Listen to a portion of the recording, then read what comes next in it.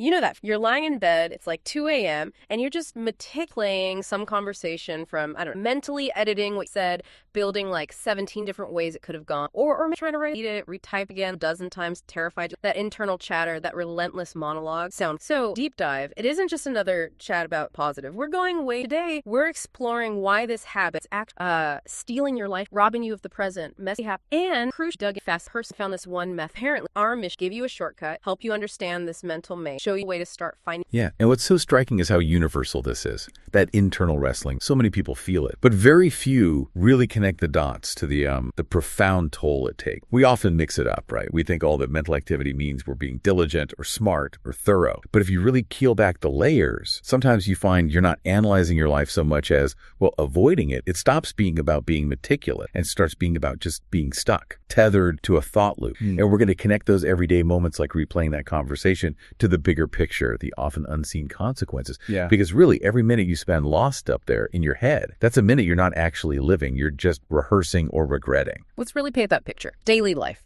You wake up, right? Before your feet even hit the floor, your brain's already racing, running scenarios. What if the meeting goes? What if they hate what if I mess up my words? You're not even dressed, and bam, you're already exhausted. End of a long week exhausted. And it just seeps into everything, doesn't it?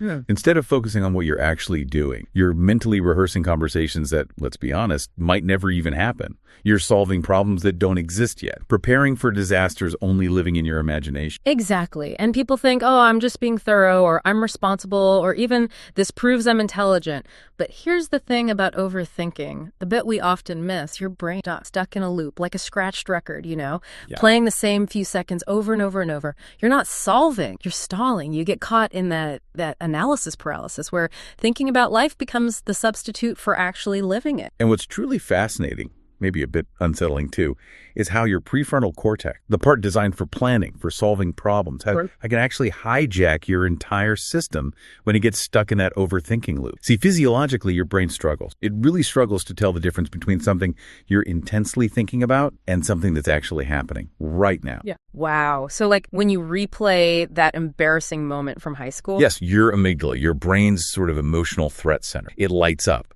It activates as if the danger is present now. It pumps out stress hormones, cortisol, adrenaline. Your body isn't making a distinction between a memory and a real-time threat. Yeah. And that's why chronic overthinking leads to the same kind of exhaustion, the same physiological wear and tear as chronic physical stress. So hang on. If our brain treats these imagined threats, these replays, as real, does that mean our bodies are basically stuck in a constant state of low-grade fight or flight? And I mean, what does that do long term beyond just feeling wiped out?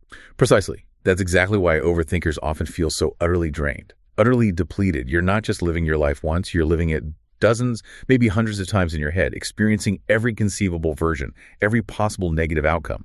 And this constant internal simulation, it's an incredible energy drain. It creates what scientists call an allostatic load, basically cumulative wear and tear on your body from chronic stress. That's a huge reason people feel so run down. It makes sense. It feels like running a marathon without moving. Exactly. Let me tell you about Sarah. This case study really illustrates it. Sarah was brilliant. Top of her class, full scholarship, landed her dream job by 25. But Sarah had this one huge problem. She thought about everything endlessly. Every decision needed weeks of analysis. Every chat was replayed for hours, picking it apart. Every tiny mistake felt like a catastrophe in her mind. So on paper, her life looked perfect, golden. But in reality, she was miserable, profoundly unhappy. She was so busy thinking about living, she completely forgot how to actually do it, how to engage. Her relationships felt hollow, her achievement empty. And what's often missed here is that overthinking, so often it actually stems from a feeling. It's this desperate attempt to think your way out of feeling uncertain or vulnerable or out of control. It's a strategy, right? A coping mechanism, even if it's not a helpful one, to try and grab back some sense of mastery over life. Wow. Trying to think your way out of... Yeah, but here's where it gets even more interesting and maybe a bit scary. The real cost isn't just today's exhaustion. It's how these persistent thought patterns literally start to pre-program your tomorrow. When you constantly, day in, day out, rehearse failure, rejection, embarrassment in your mind, you are quite literally training your brain to expect those outcomes, and sometimes even unconsciously to create them. You get so familiar, so intimate with the feeling of things going wrong that when things actually start going right, it feels weird.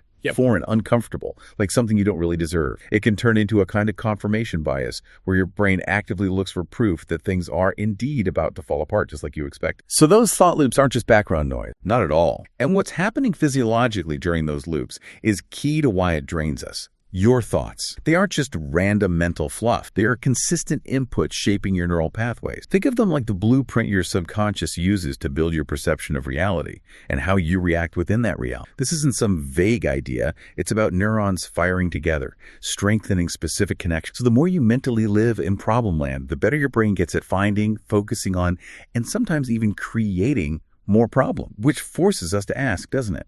What stories are we constantly telling ourselves with our thoughts? What reality are we building? Okay, so what does all this really mean for you listening right now? It means every single minute you spend lost in those minutes going round and round. That's a minute you're not actually in your life, not engaging with the richness of it. And the cruelest irony, the absolute kicker, the more you obsessively think about your problem, bigger, the more central, the more real they become in your head. It creates this feedback loop that just reinforces the very state you're desperately trying to escape. It's a tough cycle. It really is. So, okay, we've laid out the challenge, the invisible. Let's pivot. Let's talk about getting out, dismantle. So here's the method. The one that seems to cut through the noise. I call it the 3-second reset. And it is almost, which honestly is probably why. Okay, so when you catch yourself spiraling, lost in thought, overthinking, you do this micro intervention. It takes 3 seconds. Second one, note it. That's it. Just note it. Observe that you're thinking and no judgment. Don't try and force it to stop. Just recognize it like an internal nod. Ah, there I go. That noticing, that creates the first sec. Breathe. One, intent. This isn't about launching into a full meditation session or some complex side. One, conscious, bring your awareness back. Anchor yourself in this moment. It's a physiological pattern. Breaks the mental. Ask yourself one simple, direct, what would I do right? That's the whole thing. 3 seconds. Note. It sounds incredibly simple, doesn't it? Almost too simple for something that feels so ingrained, so powerful, like overthinking. Right. That's what I thought. But the key psychological lever here, what makes it so effective when maybe other more complex techniques fall short? Well, what's powerful isn't just the simplicity. It's why it works. See, overthinking lives and breathes when you're mentally stuck in the future worrying about hypothetical problems or stuck in the past replaying mistakes. The 3-second reset, it's designed as a potent circuit breaker. It snaps you back to the only moment you actually have any power, any agency, which is right now. Okay, so it brings you back to the present. Exactly. And lots of people try, simple breathing exercises, but they often miss that crucial third step, the choose step. That's critical because it actively re-engages your prefrontal cortex, but in a directed, empowering way. Instead of just trying to suppress the thought, which often backfires, you shift from that reactive loop, that rumination, to proactive agency. You bypass the endless what-if questions by focusing on what next, but from a place of trusting yourself. Ah, I see. So it's not about stopping thought entirely. It's about redirecting the quality of the thought from that anxious spinning loop to something focused, empowered, like an act. Exactly right. The goal isn't to achieve some permanent state of mental silence. That's probably impossible anyway. The goal is to interrupt the unproductive loop, the damaging one, to create that vital gap, that space between the thought popping up and your usual automatic, often unhelpful reaction to that thought. Yeah. And in that gap, something really transformative happens. Your natural intelligence, the part that often gets drowned out by the noise it kicks. This is the intelligence that doesn't need to overthink everything into the ground because it either already knows the answer or it deeply trusts its own capacity to figure things out as they come, as life unfolds. The intelligence that trusts itself. Yes, it's the intelligence that allows you to make good decisions quickly, to speak authentically without second-guessing every single word, to act with confidence, not because you have all the answers lined up, but because you trust yourself to navigate the unknown. This method basically bypasses that analysis paralysis. Yeah. It connects you to a deeper, more intuitive knowing. Some psychologists might call it system one thinking, but here it's being intentionally activated and guided by that question of trust. Okay, let's imagine this for a second. Paint the picture. Imagine waking up tomorrow morning, and instead of your mind instantly jumping to the to-do list, the worries, the intricate plan, imagine you actually felt